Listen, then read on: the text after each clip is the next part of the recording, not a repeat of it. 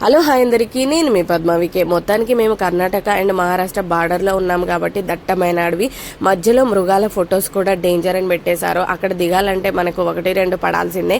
So అవ్వ మాత్రం అడవి మధ్యలో కూర్చొని పనసతోలు అమ్ముతుంది. అవ్వ ఇంత అడవి మధ్యలో ఎలా కూర్చుందిరా బాబు అనిపించింది.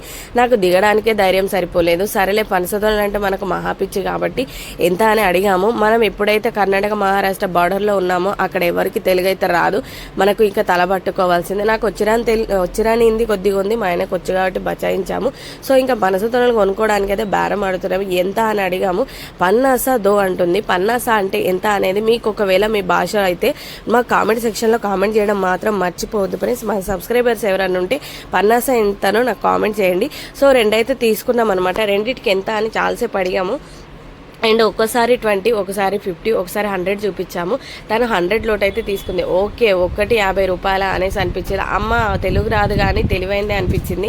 ఒకటి 50 రూపాయల ఈ కవర్ అని చెప్పేసి అయితే మొత్తానికి ఆ వచ్చిరాని భాష తనకే మనకు అర్థం కాలేదు కాబట్టి 50, 100 అయితే ఇచ్చేసి తీసుకున్నాము. ఈ అడవి మధ్యలో ఎలా ఉందో అనిపించింది. మోస్ట్లీ వాళ్ళకి అలవాటు కాబట్టి అక్కడ కూర్చొని ఉందేమో అనిపించింది. నా వీడియో మీకు నచ్చిందా? లైక్ అండ్ సబ్స్క్రైబ్ చేయండి. అండ్ మరో వీడియోతో మీ ముందుంటా. ఇంకా ఒక్కతే కూర్చొని అలా అమ్ముతుందంటే డైరీకి మెచ్చుకో. ఆ వయసులో కూడా అమ్మడం అంటే చాలా గ్రేట్. ఫుల్ దట్టమైన అడవి ఉంది. ఇలాంటి వీడియోస్ మరిన్ని ఉన్నాయి, అప్లోడ్ చేస్తాను. Don't miss it.